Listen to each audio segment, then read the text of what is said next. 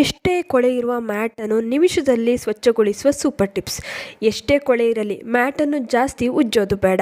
ಈ ಒಂದು ವಸ್ತು ಸಾಕು. ಮ್ಯಾಟ್ಗಳನ್ನು ವಾಷಿಂಗ್ ಮಿಷಿನ್ನಲ್ಲಿ ಒಗೆಯಿರಿ, ಇಲ್ಲ ಕೈಯಿಂದ ಒಗೆಯಿರಿ. ಮ್ಯಾಟ್ಗಳು ಹೊಸದರಂತೆ ಆಗುತ್ತದೆ.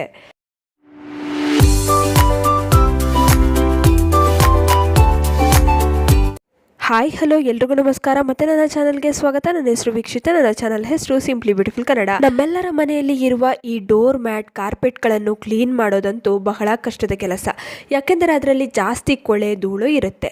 ಎಷ್ಟೇ ಉಜ್ಜಿದ್ರೂ ಕ್ಲೀನ್ ಆಗೋದಿಲ್ಲ. ಇನ್ನು ಜಾಸ್ತಿ ಉಜ್ಜಿದ್ರೆ ಕಾರ್ಪೆಟ್ ಮ್ಯಾಟ್ಗಳು ಹಾಳಾಗುವ ಸಾಧ್ಯತೆ ಜಾಸ್ತಿ ಇರುತ್ತೆ.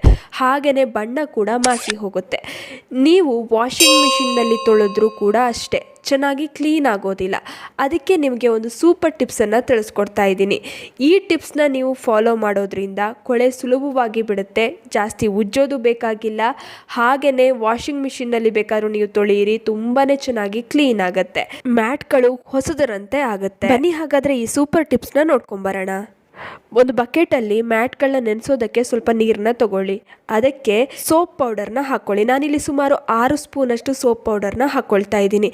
ನಿಮ್ಮ ಮ್ಯಾಟ್ಗಳು ಎಷ್ಟಿದೆ, ಎಷ್ಟು ಕೊಳೆ ಇದೆ ಅದಕ್ಕೆ ತಕ್ಕಂಗೆ ನೀವು ಸೋಪ್ ಪೌಡರ್ನ ಹಾಕ್ಕೊಳ್ಳಿ. ಹಾಗೆ ಇದಕ್ಕೆ 1 ಚಮಚದಷ್ಟು ಶ್ಯಾಂಪೂನ ಹಾಕ್ಕೊಳ್ಳಿ. ಯಾವ ಶ್ಯಾಂಪೂ ಆದರೂ ಪರವಾಗಿಲ್ಲ. ನಾನಿಲ್ಲಿ ಕ್ಲಿನಿಕ್ ಪ್ಲಸ್ ಶ್ಯಾಂಪೂನ ಹಾಕ್ಕೊಳ್ತಾ ಇದ್ದೀನಿ. ಕೊನೆಯದಾಗಿ ಇದಕ್ಕೆ 1 ಚಮಚ ಅಡುಗೆ ಸೋಡಾನ ಹಾಕ್ಕೊಳ್ತಾ ಇದ್ದೀನಿ. ನಿಮ್ಮ ಮ್ಯಾಟ್ನಲ್ಲಿ ಕೊಳೆ ಎಷ್ಟಿದೆ ಅದಕ್ಕೆ ತಕ್ಕಂಗೆ ಅಡುಗೆ ಸೋಡಾನ ಬೆರೆಸಿ. ಇವಾಗ ಮ್ಯಾಟ್ ಏನಾದ್ರು ಜಾಸ್ತಿ ಇರುತ್ತೆ, ಇಲ್ಲಾಂದರೆ ಕೊಳೆ ಜಾಸ್ತಿ ಇರುತ್ತೆ ಮ್ಯಾಟ್ಗಳಲ್ಲಿ, ಆವಾಗ ಅಡುಗೆ ಸೋಡಾನ 1-2 ಸ್ಪೂನಷ್ಟು ಹಾಕ್ಕೊಳ್ಳಿ. ಒಮ್ಮೆ ಎಲ್ಲವನ್ನು ಚೆನ್ನಾಗಿ ಬೆರೆಸ್ಕೊಳ್ಳಿ. ನಂತರ ಇದಕ್ಕೆ ಮ್ಯಾಟ್ಗಳನ್ನ ಹಾಕ್ಕೊಳ್ಳಿ. ಎಲ್ಲ ಮ್ಯಾಟ್ಗಳನ್ನು ಈ ರೀತಿ ಸೋಪ್ ವಾಟರ್ನಲ್ಲಿ ಚೆನ್ನಾಗಿ ಅದ್ದಿ ಸ್ವಲ್ಪ ಹೊತ್ತು ಹಾಗೆ ಬಿಡಬೇಕು. ಟೈಮ್ ಇದೆ ಅಂತಂದರೆ ರಾತ್ರಿ ಎಲ್ಲ ಈ ರೀತಿ ನೆನೆಸಿಟ್ಟು ಬೆಳಿಗ್ಗೆ ತೊಳಿಬೋದು. ಟೈಮ್ ಇಲ್ಲ ಅಂತಂದರೆ ಒಂದು 40 ನಿಮಿಷದಿಂದ 1 ಗಂಟೆಗಳ ಕಾಲ ನೆನೆಸಿಡಿ, ನಂತರ ತೊಳೆಯಿರಿ. ನೋಡಿ, ಇಲ್ಲಿ ನಾನೊಂದು 40 ನಿಮಿಷ ಹಾಗೆ ಬಿಟ್ಟಿದ್ದೆ. ಇವಾಗ ಚೆನ್ನಾಗಿ ಕೊಳೆ ಬಿಟ್ಟಿದೆ. ನೀವೇ ನೋಡ್ಬೋದು ಎಷ್ಟು ಚೆನ್ನಾಗಿ ಕೊಳೆ ಬಿಟ್ಟಿದೆ ಅಲ್ವಾ. ಸೋಡಾ ಪೌಡರ್ನ ಹಾಕಿರ್ತೀವಲ್ಲ, ಇದು ನೀಟಾಗಿ ಕೊಳೆನ ತೆಗೆದು ಹಾಕುತ್ತೆ. ಮಾಮೂಲಿ ನಾವು ಸೋಪ್ ಪೌಡರ್ನ ನೀರಿನಲ್ಲಿ ಹಾಕಿ ಮ್ಯಾಟ್ಗಳನ್ನು ನೆನೆಸಿದ್ರೆ ಕೊಳೆ ಬಿಡುತ್ತೆ. ಆದರೆ ಜೊತೆಗೆ ಸೋಡಾ ಪುಡಿನ ಕೂಡ ಹಾಕೋದ್ರಿಂದ ಡೀಪಾಗಿ ಕ್ಲೀನ್ ಆಗುತ್ತೆ. ಹಾಗೆ ಬಣ್ಣ ಕೂಡ ಮಾಸೋದಿಲ್ಲ. ನೀವೇ ನೋಡ್ಬೋದು ಎಷ್ಟು ಚೆನ್ನಾಗಿ ಕ್ಲೀನ್ ಆಗಿದೆ ಮ್ಯಾಟ್ ಅಂತ.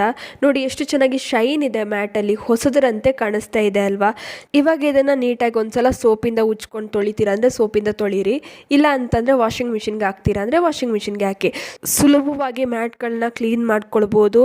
ಇದು ಸೂಪರ್ ಟಿಪ್ಸ್. ಇದು ಪ್ರತಿಯೊಬ್ಬರು ಫಾಲೋ ಮಾಡಿ ನೋಡಿ. ನಿಮ್ಮ ಮನೆಯಲ್ಲಿರುವ ಕಾರ್ಪೆಟ್ ಹಾಗೂ ಮ್ಯಾಟ್ಗಳನ್ನು ಈಸಿಯಾಗಿ ಕ್ಲೀನ್ ಮಾಡ್ಕೊಳ್ಬಹುದು.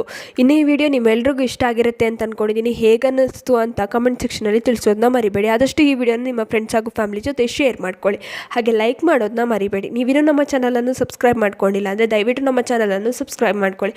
ಹಾಗೆ ಪಕ್ಕದಲ್ಲೇ ಇರುವ ಬೆಲ್ ಬಟನನ್ನು ಕ್ಲಿಕ್ ಮಾಡಿ. ಹೀಗೆ ಪ್ರೋತ್ಸಾಹ ಕೊಡ್ತಾ ಇರಿ. ಪ್ರೋತ್ಸಾಹ ಕೊಡ್ತಿರೋ ನಿಮ್ಮೆಲ್ರಿಗೂ ತುಂಬಾ ಥ್ಯಾಂಕ್ ಯು.